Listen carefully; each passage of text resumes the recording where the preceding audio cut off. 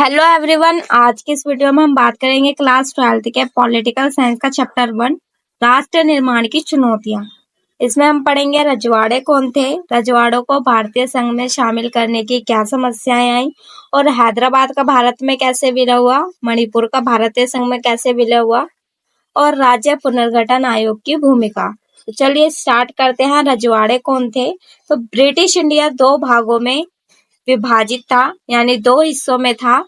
एक हिस्से में ब्रिटिश प्रभुत्व वाले भारतीय प्रांत थे तो दूसरे हिस्से में देसी रजवाड़े। कहने का मतलब यह है कि जो हमारी जो भारत है वो इतना विशाल देश है, इतनी सारी जनसंख्या इसमें रहती है, तो इन पर डायरेक्ट शासन करना जो था वो बहुत ज्यादा कठिन था। तो इसलिए दो हिस्सों में इसको विभाजित कर लिया गया, एक में ब्रिटिश प्रभुत्व वाले राज्य और दूसरे में रजवाड़े, देसी रजवाड़े। जो देसी रजवाड़े थे वो उन्होंने जो ब्रिटिश इंडिया है, जो ब्रिटिशों की जो सत्ता है, उनको स्वीकार कर लिया था।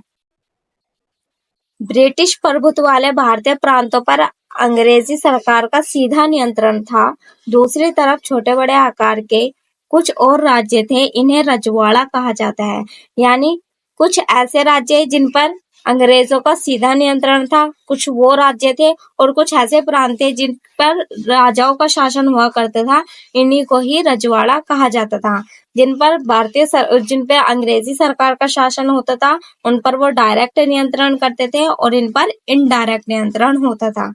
रजवाड़ों पर राजाओं का शासन होता था। राजाओं ने ब्रिटिश राज की अधीनता या कहे कि सर्वोच्च सत्ता स्वीकार रखी थी और इसके अंतर्गत वे अपने राज्य के घरेलू मामलों पर शासन चलाते थे। यानी कि उनकी जो स्वायत्तता थी वो उनकी जो अधीनता और स्वायत्तता जो थी वो रजवाड़ों ने स्वीकार कर ली थी, लेकिन इनडायरेक्ट शासन जो था वो ब्रिटिशों का ही था। चलिए नेक्स्ट पॉइंट है हमारा, रजवाड़ों को भारतीय संघ में शामिल करने की क्या समस्याएं आई। तो आजादी के तुरंत पहले अंग्रेजी शासन ने घोषणा कर दी कि भारत पर ब्रिटिश प्रभुत्व के साथ ही रजवाड़े भी ब्रिटिश अधीनता से आजाद हो जाएंगे। यानी अंग्रेजों ने ऐसा कह दिया कि अगर हम भारत को आजाद कर रहे हैं तो उसके साथ साथ जो रजवाड़े हैं वो भी आजाद हो जाएंगे, जिनकी संख्या थी 565। ब्रिटिश राज की समाप्ति के साथ ही कानून तौर पर आजाद हो जाएंगे। यानी कि जैसे ही ब्रिटिश राज खत्म हो जाएगा वैसे ही कानूनी तौर पर वो भी स्वतंत्र हो जाएंगे। देखिए ये है ब्रिटिश भारत और ये है रियासतें। यहाँ पर रजवाड़ों यानी राजाओं का शासन था और यहाँ पे डायरेक्ट जो था वो अंग्रेजों का शासन था। अंग्रेजी राज का नजरिया यह था कि रजवाड़े अपनी मर्जी से चाहे तो भारत या पाकिस्तान में शामिल हो जाएं या फिर अपना स्वतंत्र अस्तित्व बनाए रखें। कहने का मतलब यह है कि अंग्रेजों ने कह दिया कि भाई हमने तो तुम्हें आजाद कर दिया, अब तुम्हारी मर्जी है, चाहे तो भारत में शामिल हो या पाकिस्तान में, या फिर आप अपना स्वतंत्र अस्तित्व भी बना सकते हैं। भारत अथवा पाकिस्तान में शामिल होने या स्वतंत्र हैसियत बनाए रखने का फैसला रजवाड़ों की प्रजा को नहीं करना था। यह फैसला लेने का अधिकार राजाओं को दिया गया था। यानी ये तो वही बात हो गई कि सिर्फ राजाओं का इसका फैसला करना था। तो अगर सभी अपने अलग स्वतंत्र राज्य बनाएंगे तो भारत को जो लोकतांत्रिक भारत बनाना था उसको बनाने में बहुत ज्यादा समस्याओं का सामना करना पड़ रहा था। सबसे पहले त्रावणकोर के राजा ने अपने राज्यों को आजाद करने की घोषणा की। अगले दिन हैदराबाद के निजाम ने और कुछ शासक यानी भोपाल के नवाब ने भी संविधान सभा में शामिल होने से इनकार कर दिया। रजवाड़ों के शासकों के रवैये को देखकर यह बात साफ हो गई कि हिंदुस्तान जो है वो छोटे छोटे देशों की शक्ल में टूटने वाला है। यानी अगर सभी अपने अलग अलग स्वतंत्र राज्य बन जाएंगे तो जो हिंदुस्तान है वो अलग अलग छोटे छोटे टुकड़ों में विभाजित हो जाएगा।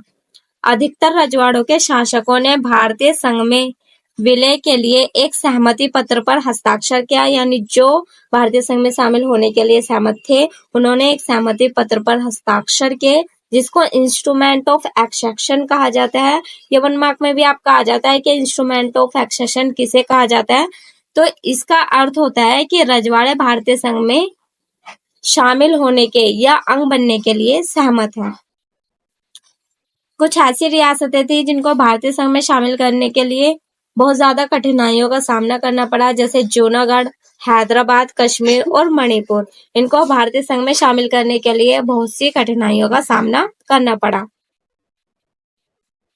अब हम पढ़ लेते हैं हैदराबाद का भारतीय संघ में विलय कैसे हुआ।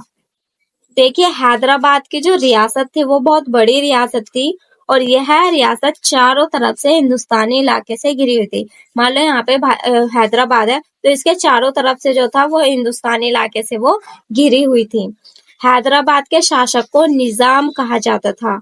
हैदराबाद के शासक जो था उसको निजाम कहते थे और यह दुनिया के सबसे दौलतमंद लोगों में शुमार किए जाते थे, यानी ये बहुत ज्यादा अमीर था।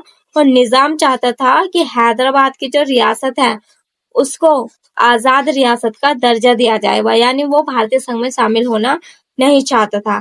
चलिए मैं आपको इसको मैप में दिखा देती हूँ। देखिए, ये है हमारा हैदराबाद। अब ये चारों तरफ से जो है वो हिंदुस्तानी इलाके से घिरा हुआ है, यानी कि ये जो है भारतीय प्रांत में शामिल हो चुके हैं। अब जो ये बीच का है, अगर ये स्वतंत्र होगा तो इससे आसपास के इलाकों को भी बहुत ज्यादा परेशानियों का सामना करना पड़ेगा। निजाम ने सन 1947 के नवंबर में भारत के साथ यथास्थिति बहाल करने का एक समझौता किया। यह समझौता 1 साल के लिए था। इस बीच भारत सरकार से हैदराबाद और निजाम के बीच जो बातचीत थी वो जारी रही, यानी कि निजाम और हैदराबाद के विलय के लिए भारत सरकार के आपस में बातचीत जारी रही इस समझौते में। इसी दौरान हैदराबाद की रियासत के लोगों के बीच निजाम के खिलाफ एक आंदोलन ने जोर पकड़ा, यानी कि निजाम जो था वो बहुत ज्यादा दमनकारी तरीके से शासन चलाता था, तो वहां पे एक बहुत बड़ा आंदोलन चला। तेलंगाना इलाके के किसान निजाम के दमनकारी शासन से खास तौर पर दुखी थे। वे निजाम के खिलाफ उठ खड़े हुए। महिलाएं निजाम के शासन में सबसे ज्यादा जुल्म का शिकार हुई। महिलाएं भी बड़ी संख्या में निजाम के खिलाफ इस आंदोलन में जुड़ी। यानी कहने का मतलब ये था किसान, बूढ़े, बच्चे और महिलाएं इस आंदोलन में बड़ी संख्या में जुड़े। अब जब ये आंदोलन बहुत ज्यादा बड़ा हो गया तो निजाम ने इस आंदोलन को देख इसके खिलाफ एक अर्धसैनिक बल रवाना किया जिसे रजाकार कहा जाता है। अब 1 मार्क में आपका आ जाता है कि रजाकार किसे कहते हैं। तो रजाकार अव्वल दर्जे के सांप्रदायिक होते हैं और बहुत ज्यादा अत्याचारी भी होते हैं, यानी ये धर्म के नाम पर बहुत ज्यादा मारकाट फैलाते हैं। रजाकारों ने गैर मुसलमानों को खास तौर पर अपना निशाना बनाया। रजाकारों ने लूटपाट मचाई, हत्याएं की और बलात्कार पर उतारू हो गए। उसके बाद 1948 में सितंबर में क्या हुआ, भारतीय सेना जो थी वो निजाम के सैनिकों पर काबू पाने के लिए हैदराबाद आ पहुंची। अब इन्होंने क्या कहा कि जब ये प्यार से नहीं मानते हैं तो हम इनको सैनिक बल द्वारा इसको भारतीय संघ में शामिल करेंगे। तो कुछ रोज तक जो ये लड़ाई थी वो रुक रुक कर चली धीरे धीरे, और उसके बाद निजाम ने आत्मसमर्पण कर दिया और निजाम के आत्मसमर्पण के साथ ही हैदराबाद का भारत में विलय हो गया। यानी इस तरीके से हैदराबाद को भारतीय संघ में शामिल किया गया। अब हम पढ़ते हैं मणिपुर का भारतीय संघ में विलय कैसे किया गया।